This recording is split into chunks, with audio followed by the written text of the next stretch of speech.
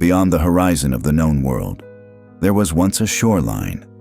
Now it lies somewhere below us, asleep beneath 100 meters of water, where light bends and memory breathes. We called it home once.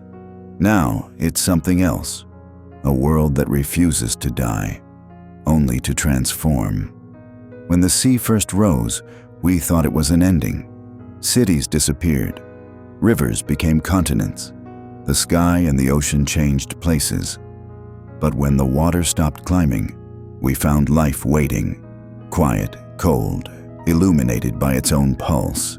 And we followed it down. The descent began with silence. Machines groaned, metal screamed, and then only bubbles spoke. At -200 feet, sunlight fractured into ribbons of gold. At -500, it became a whisper. By the time we reached the drowned villages, the air no longer belonged to us. Yet the world below still breathed. Roofs, towers, and bridges shimmered under a skin of coral, like the skeleton of a civilization reborn in slow motion. We built the first domes over what was left. Not monuments, not shelters, lungs, membranes that learned to inhale the sea. Here, warmth wasn't comfort. It was survival measured in moments.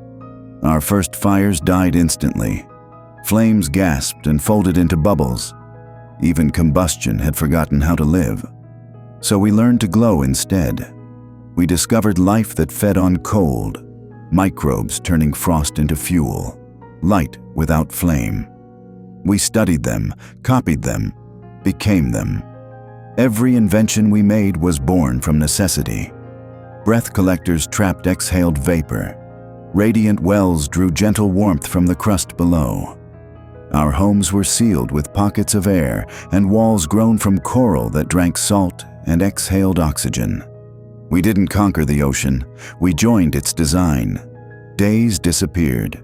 Time dissolved into rhythm, the rhythm of currents, tides, and heartbeats.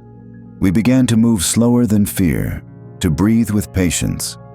Children were born here who never saw the surface.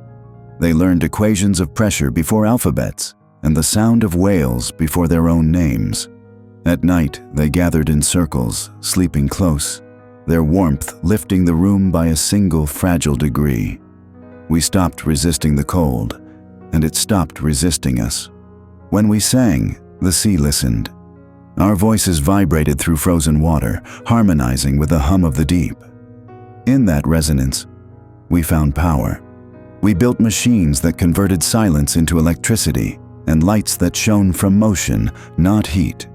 Artists carved sculptures from ice that never melted, shapes that shimmered like frozen breath. And one day, when a droplet of ice began to glow from within, we realized what we had become. We had found fire's reflection, a frozen flame. It was not heat. It was movement held in stillness, a memory of energy resting inside crystal. We learned to awaken it, to make it sing. Our homes began to shine with gentle blue light, not burning but remembering. Fire, the elder said, was never only heat. It was transformation. Matter remembering how to move, we no longer burned. We glowed. The deeper we lived, the more the ocean began to change us. Our blood thickened with salt. Our eyes adapted to darkness. We became a people of reflection, breathing water, dreaming in light. The city grew from coral skeletons, living architecture that healed itself. Its walls breathed with us, exhaling oxygen when touched. Electricity became organic. We harvested power from pulsefish, creatures born of light and motion. We stopped measuring years and began to measure brightness. They called it the resonant city because it hummed. Every dome vibrated with the same low song, a heartbeat shared by thousands. Light became language. We spoke through colors and pulses, each word a ripple of bioluminescence. Children born here could see in spectrums we once called invisible. They painted with photons, sculpted with resonance, composed symphonies of brightness. Our bodies learned to sing, our cells vibrating with the rhythm of the tide. At last, the sea and the human pulse moved in unison. Above us, storms still raged, but we no longer feared them. We had learned that peace moves like a current, unseen, unstoppable. Power here was no longer taken. It was shared. Every wall glowed with the same breath. Every chamber throbbed with communal light. When the city hummed in perfect rhythm, it felt as if the ocean itself was breathing with us.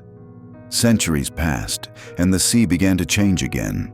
Its surface calmed. Its hunger slowed. Currents that once devoured continents began to settle, and the drowned world began to breathe again. The coral cities became reefs. Towers turned to sanctuaries for fish. From the quiet ocean floor, the first islands rose, fragile and green, born from memory and salt. We surfaced not as conquerors, but as guests, returning to a sky that no longer remembered our faces.